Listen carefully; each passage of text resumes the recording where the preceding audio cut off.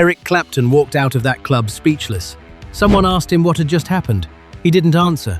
He just kept walking. In September of 1966, Jimi Hendrix was just an unknown guy in New York. 6 months later, the absolute best guitar players in England couldn't even explain what they had just witnessed.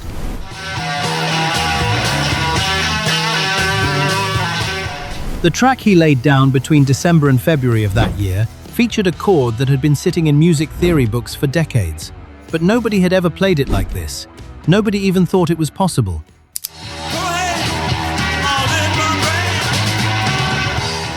If you think Hendrix was always this inevitable rock legend, you don't know how incredibly fast it all went down, or how close it came to never happening at all.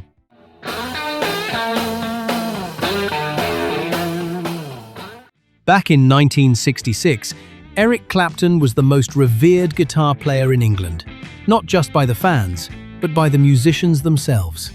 The walls of the London Underground were plastered with graffiti claiming, "Clapton is God." And that wasn't just fanboy hype, it was the collective, articulate opinion of an entire generation of musicians who had seen Clapton jam with the Yardbirds and John Mayall, and simply couldn't fathom anyone else doing what he did with a guitar. Clapton knew it, too. Not out of arrogance, but with the quiet confidence of a man who had measured his own chops against the best cats around and reached a pretty reasonable conclusion about where he stood.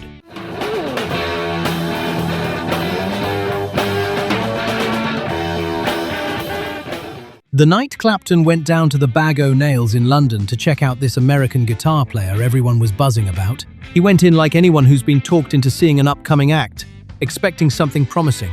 Sure, but not exactly life-changing. He walked out of there, without a word. The folks who were with him that night all painted the exact same picture. Clapton staring at the stage with a look none of them had ever seen on his face before. It wasn't just admiration, it was more like the profound shock of a man realizing he's just witnessed something he didn't even know was possible, and now has to completely rethink everything he thought he knew about playing. Clapton went straight home and called his manager. He told him he had just seen the most extraordinary guitar player alive. He didn't say one of the most. He said the most.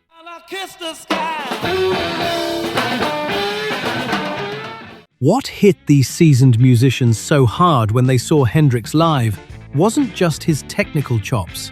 London had plenty of technically gifted players back then.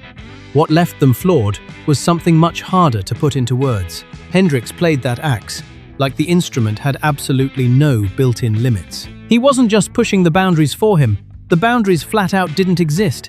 The heavy distortion he used wasn't just noise, it was pure musical information. The soaring feedback wasn't an accident, it was a whole extra voice, woven right into the groove. And the way his entire body locked into the music, from his hips to his head, turned what was happening on stage into something that went way beyond a musical performance. It was a spiritual experience that simply defied the vocabulary they had back then. But to really understand why his sound shook the greatest musicians of a generation to their core, you first have to understand where this man came from and how he ended up in a London club with a guitar and seemingly no master plan.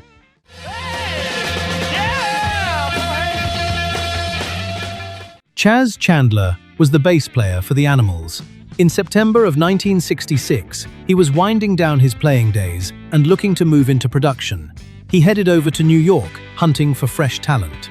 Somebody dragged him down to the Café Wah in Greenwich Village to check out this guy playing the bar circuit without a record deal, churning out covers and sneaking in his own riffs whenever the club owner let him.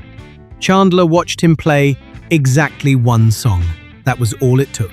When the set ended, Chandler walked right up to him, asked if he had a passport, and promised that if he came to London, he would make him a massive star.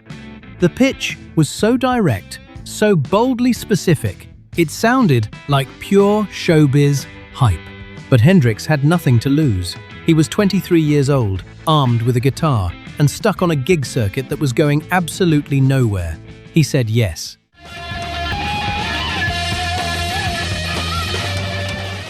What Chandler instantly recognized in that smoky village club Something the entire American music industry had completely missed was that Hendrix wasn't just a guitar player looking for a band. He was a force of nature, a total phenomenon that just needed the right soil to take root and explode. And the London rock scene of 1966 was exactly that soil. It was a tight-knit community where musicians truly listened to one another, where clubs were hungry to break new acts, and where the bar for technical and experimental playing was set so high that Hendrix's wild genius wouldn't just get lost in the noise. Instead, it cut through everything with a blinding clarity nobody had ever seen. Chandler put together the Jimi Hendrix experience, bringing in Noel Redding on bass and Mitch Mitchell on drums, two British cats who could actually keep pace with a groove nobody had ever rehearsed because it simply hadn't existed before. Then, he threw them into the London nightlife to play right in front of the very legends who needed to see it to believe it.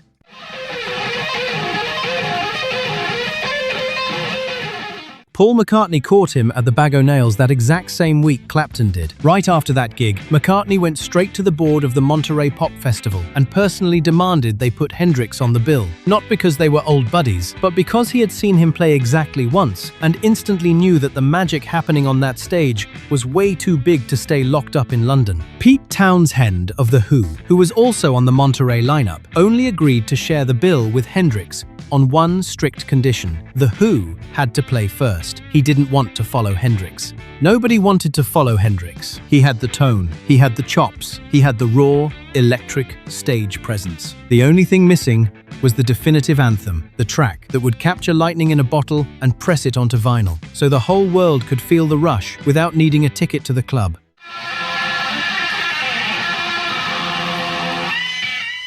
The chord that kicks off Purple Haze is called a dominant 7th sharp 9. Jazz cats had known about it for decades. It sat right there in music theory books as a totally valid harmonic structure. But nobody had ever used it as the main blistering opening hook of a rock anthem, because nobody thought it could actually groove like that. It carries this deep internal tension that doesn't neatly resolve in either direction. It's not strictly major or minor. It's not happy or sad. It's both, and neither, all at the same time. And that creates a sense of instability in your ear that isn't harsh, it's just urgent. Hendrix laid into that chord because it perfectly captured the exact vibe he wanted you to feel from the very first second.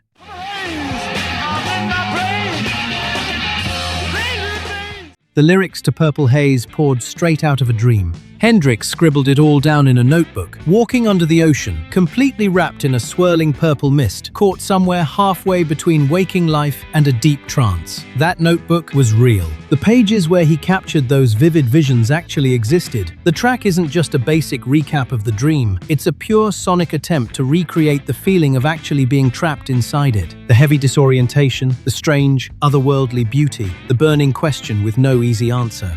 "Excuse me, while I kiss the sky" isn't just some random psychedelic poetry.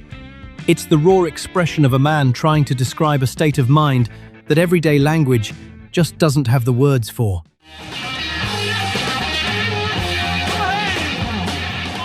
Roger Mayer was a 23-year-old sound engineer who had been designing acoustic projects for the British Admiralty when Chandler tracked him down. Mayer custom-built the Octavia pedal for Hendrix right in the middle of the Purple Haze sessions. That stomp box didn't even exist before they hit the studio. He built it based entirely on Hendrix, trying to describe what he wanted his guitar to do during specific breaks in the track, a piercing sound that soared an entire octave higher than the natural note he was playing, making it sound like two guitars wailing at the exact same time, yet breathing as one. It took Mayer 3 days to build it. The second Hendrix plugged it in and heard that screaming tone, he laid down the track that very afternoon. Listen closely to the mix, right where the guitar leaps up into that screaming upper register, sounding like a whole new instrument just crashed the party. That's the Octavia. Before that legendary session, that sound literally did not exist on planet Earth.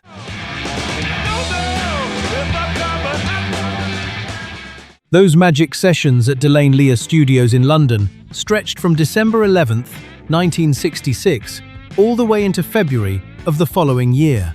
It wasn't an easy ride.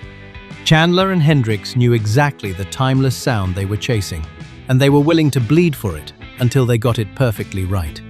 The track that finally emerged was something the seasoned studio engineers later said was entirely unlike anything they had ever cut. Not because the gear was different, but because what these guys were doing with that gear was completely unprecedented. The anthem was finally cut. Now, the world just had to hear it. But man, the world had no idea what was about to hit them.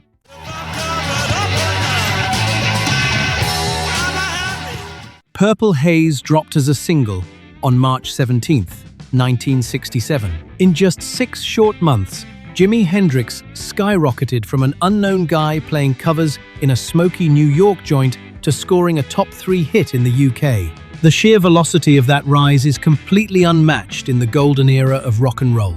And it wasn't the result of some slick corporate marketing campaign. It happened because the groove was simply undeniable.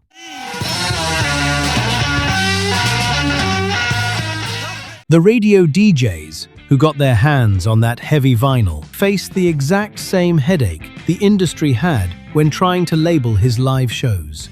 There was simply no box to put him in. It was way too distorted for the polished, mainstream pop of 1967. It was way too structured to be called free jazz. It was far too electric and heavy for the psychedelic folk crowd. It was something entirely fresh, and playing the new thing on the radio back then was a massive gamble because programmers were terrified of spinning anything the folks at home wouldn't instantly recognize. They took a chance and dropped the needle anyway, and the listeners connected with it instantly. Not because it sounded familiar, but because it sounded exactly like the surge of energy they had been waiting for all their lives, without even knowing it. Think back, the very first time that blistering 2-second riff came screaming out of your radio, your turntable, or your TV, didn't your soul know, long before your brain caught up, that you were hearing something that had never existed before?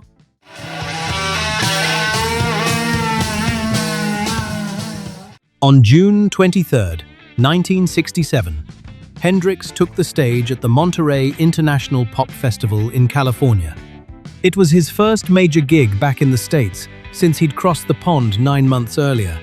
The legendary bill featured Janis Joplin, Simon and Garfunkel, Otis Redding, and The Who. Pete Townshend had specifically demanded The Who play first so he wouldn't have to follow the hurricane that was Jimi Hendrix. At the explosive climax of his set, right after closing, with a blistering version of Wild Thing, Hendrix laid his beloved Stratocaster on the stage, doused it in lighter fluid, dropped to his knees, and set it ablaze. It wasn't just some wild accident or cheap stage trick. It was a deeply deliberate move that he later called a true sacrifice. He had poured every ounce of his soul into that instrument. The guitar had fulfilled its ultimate purpose.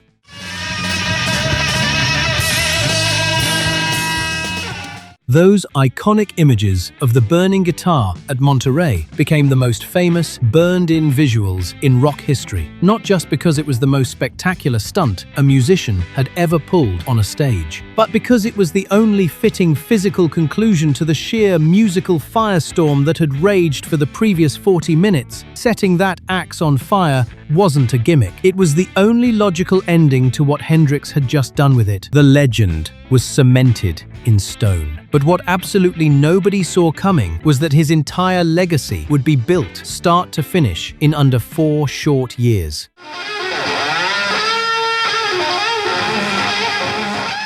Jimi Hendrix passed away on September 18, 1970. He was just 27 years old. From the fateful night Chas Chandler first spotted him at the Café Wah in New York to the day he drew his last breath in London, exactly 4 years had passed. In those 4 fleeting years, he laid down 3 flawless studio albums with The Experience, Blue Minds at Monterey, completely owned Woodstock, literally rewrote the rules of the electric guitar, deeply influenced every single rocker who ever picked up an axe after him, and was right in the middle of cutting a 4th album that he never got to finish.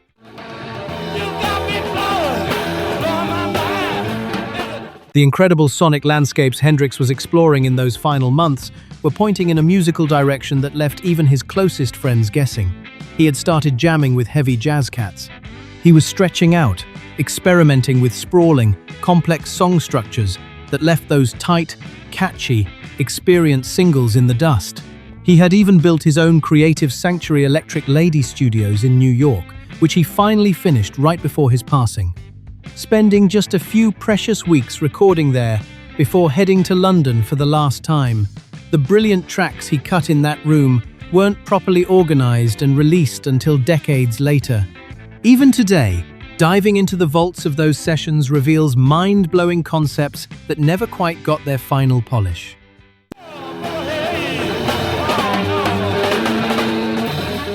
The same music industry that couldn't figure out how to label Hendrix when he first burst onto the scene proved equally clueless about how to protect his legacy once he was gone. For years, his unreleased gems were chopped up and put out in pieces, totally ignoring the sequence and artistic vision he originally had in mind. It took the Experience Music Project in Seattle decades to properly piece together and catalog his actual vault. There are stunning, complete tracks recorded at Electric Lady that fans didn't get to hear until 30 long years after Jimi laid them down. And that's not just some sad piece of trivia. It's a tragic testament to an industry that fully understood his massive commercial value, but totally missed his true musical genius, treating his life's work like just another product instead of the sacred art it was.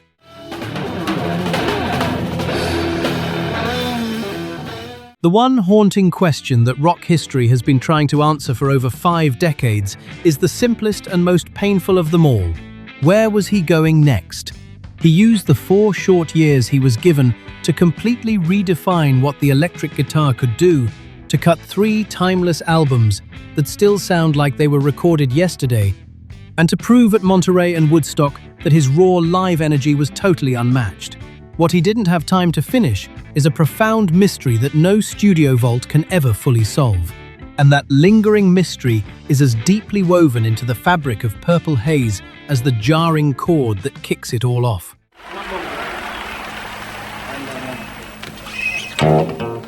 The blazing opening riff of Purple Haze is instantly recognized in under 2 seconds by people who have literally never heard another Jimi Hendrix tune in their lives.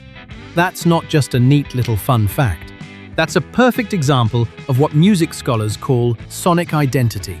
In plain English, it means the exact alchemy of that specific chord, that dripping distortion, and that driving tempo triggers an immediate, visceral reaction in the human brain that requires zero context. The very first time it hits your ears, you instantly know it's something entirely different. Every time.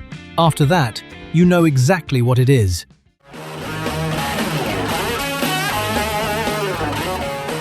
What Jimi Hendrix did at Delaine Lear Studios between December 1966 and February 1967 wasn't just recording a catchy tune. He was laying down a permanent record of a musical frontier that literally did not exist before he got there. Sure, the electric guitar could do what Clapton did. It could do what Townshend did. It could absolutely wail like the old blues legends who paved the way for all of them. But it could also do what Hendrix did, which was all of that, plus this breathtaking extra magic that none of the greats before him had ever managed to touch. That something extra didn't even have a name back in 1967. Decades later, every kid who picks up a guitar just calls it by the name of the absolute legend who showed us the way.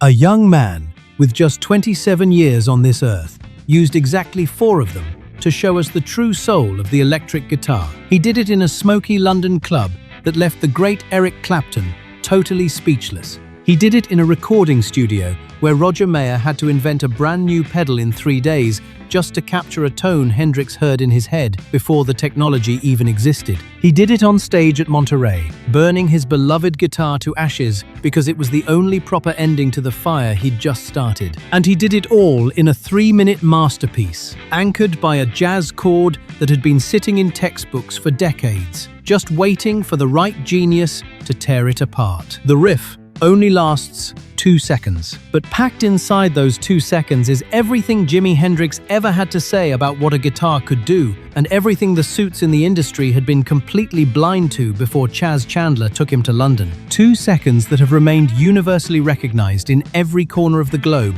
for over 50 years. Not because some professor teaches it in a classroom, but because the human soul just knows the truth when it hears it, without ever needing an explanation. We still have an unfinished conversation about the year 1984, a year when a whole new crop of artists took the wild doors Hendrix blew wide open and channeled that energy into massive floor fillers we're still grooving to today. But hey, that's a story for another time.